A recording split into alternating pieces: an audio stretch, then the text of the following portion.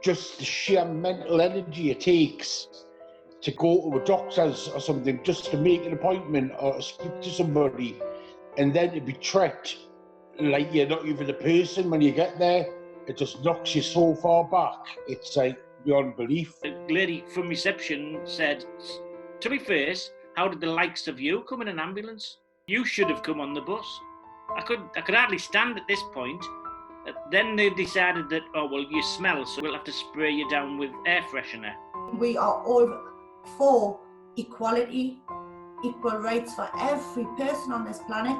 But why are we still categorising a group of vulnerable people? I've been in a hospital waiting room before, and I've seen the staff coming out and apologising to other people in the waiting room because there was somebody who was homeless in the waiting room with them. Is that going to make that person want to go back to hospital again? Of course it's not. I had a receptionist telling another receptionist when I was taken in after taking an overdose when I tried to kill myself that people like him should just be left to die. What's the point?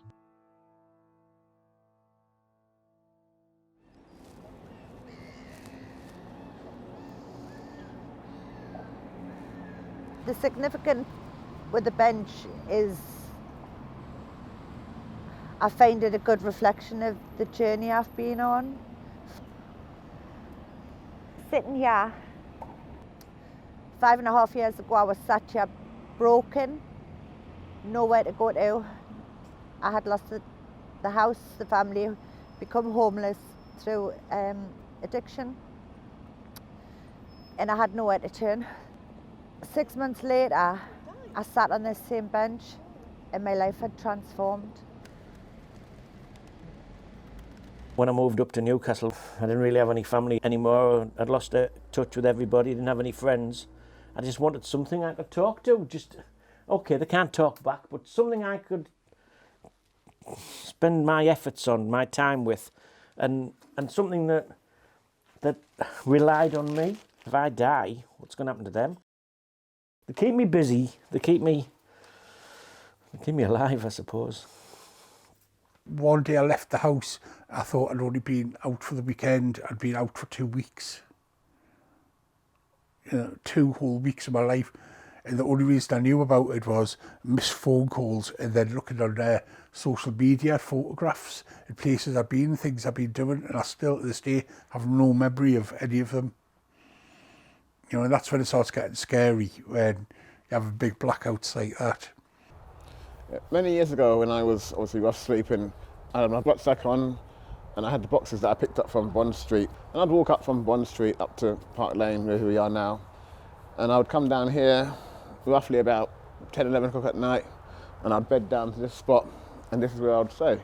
And the Dorchester was just above us, and some of the chefs and the waiters would come down with food that was left behind, and they would come down and make sure that I was okay. Even though above us is very expensive and lots of wealth above us, down here is just like any other under tunnel, like anywhere else.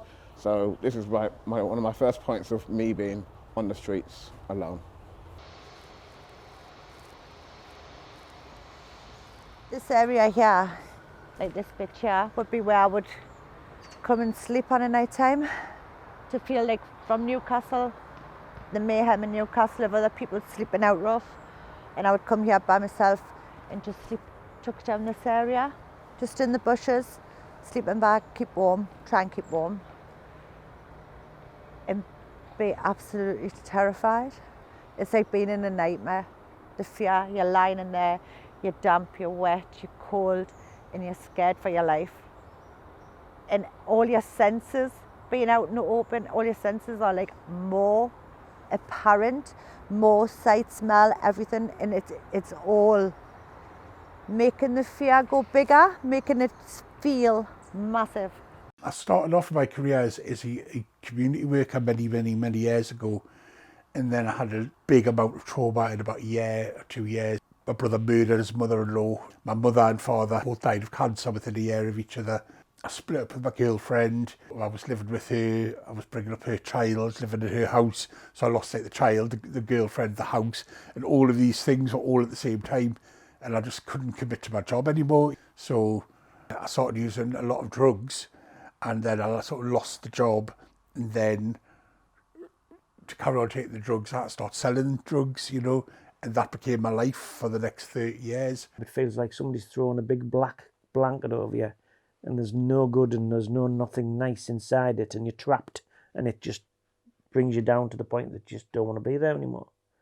And I went out the back, and I always have a bottle of rum in the house, and I got the bottle of rum, and I got a big thing of tablets, and I popped all these tablets out and put them in a cup, and I picked the cup up, and a big glass of rum, and I was just about to do it, and I had this strangest feeling, and I turned round, and all 4 of them were at the bars, watching me, silent, just sitting there staring at me, and was like, look somewhere else, don't look at me. And I kept the rum, went to the toilet and threw the tablets away. So I felt guilty. They were almost looking at me as if they said, well, if you die, who's going to look after us?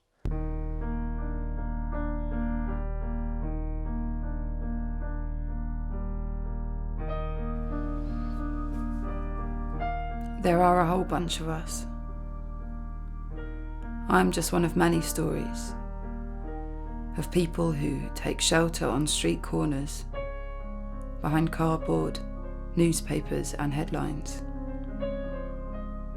Newspapers are made out of trees, so maybe the rain is just a dog, confusing my body for another spot to mark its territory. At least, this is what you tell yourself to feel better. About your clothes, soaking wet due to the sky's lack of empathy. On days the clouds forget your body is too fragile to be used as a tissue to dry their eyes. Out here you become a place for pedestrians to rest their sadness and pity. I once heard some passers-by say it could be worse. You could be like them. You could be homeless. You could be sleeping on the street. You could be her. Her has a name. My name is Viv. This building here was where I first started doing AA meetings when I was in the hostel. And there was a beautiful meeting at 7:30 in the morning, and I would come here and just start to understand the programme of recovery, and really that building played a massive part in my journey of starting to get well. Saved my life, to be honest, and does on a daily basis. Yeah, it's a beautiful place. One who changed my life. I came along and I read these words. We all born in the gutter, but some of us look towards the stars. And I looked at these words and I remembered there's more to look for than looking for what on the floor. So I looked up and changed my life. That's it. Yeah. Yeah, I like this. Obviously, after being in prison and coming out and not eating drugs and that sort of fire's relit under me. And I've got a purpose again now, and that's helping other homeless people. And it's sort of become, it's not all consuming, but it's become a very big passion, you know. And hopefully I might get a job out of it one day. If I can do one thing that changes it to make it better for just one person, then it's worth it. Because some of the experiences I've had when in hospitals and doctors' surgeries are disgusting and should never happen to anybody. One consultant wanted me to leave because they believed I just wanted somewhere to sleep. But then there was a very good consultant who refused the option and said, no, let's check for his health conditions, which I believe partly made me understand that there is some support out there, there is some caring people out there. Come close. Place your fingers on my wrist and feel my pulse. Can you hear the voice of the man I ran away from? Can you feel the baby kicking inside it, screaming, "Mum, where are you?"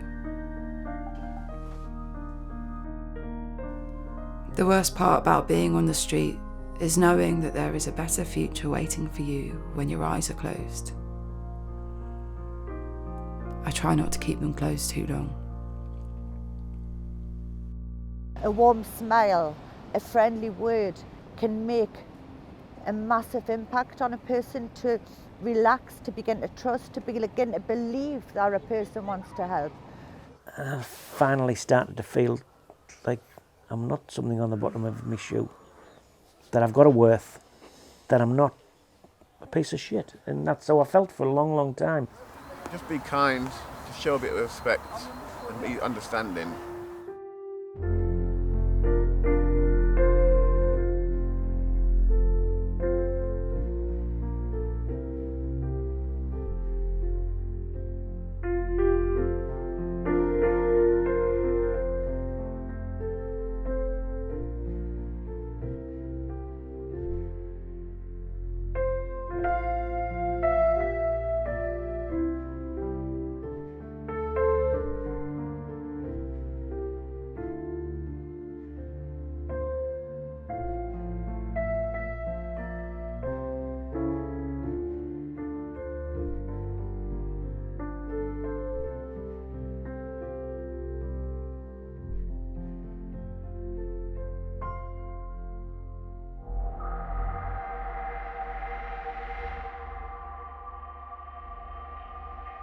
And there's people working services should understand approaches, ways, techniques to help support people. I would have said myself I was a hopeless case. I would have been like I was a druggie for life, I would have thought. Somebody shook my hand once and my hand was black. And he shook my hand and I just stood there and cried my eyes out.